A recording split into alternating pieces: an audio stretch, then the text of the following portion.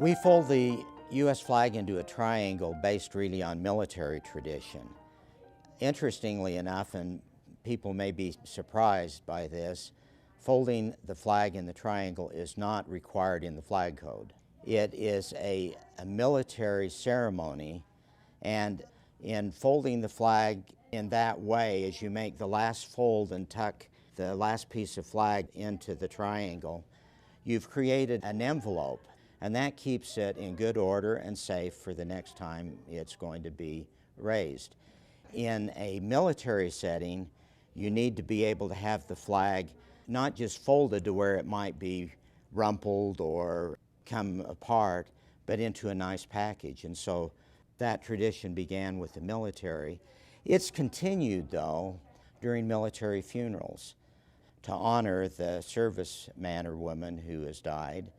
And then at graveside, that flag is folded into the triangle and handed to the widow or mother or next of kin on behalf of a grateful nation.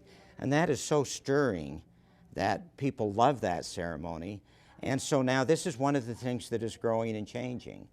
In the military regulations, there was no meaning attached to the folding of the flag.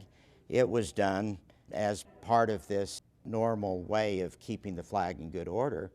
But now there are new traditions where people have counted and they say that as you fold the flag, there are 13 folds.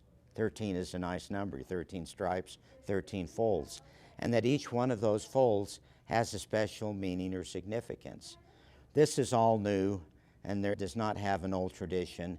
There are several versions of the meaning for each fold, but no single version has been accepted as the one and only way to do it. It's not mentioned in the flag code.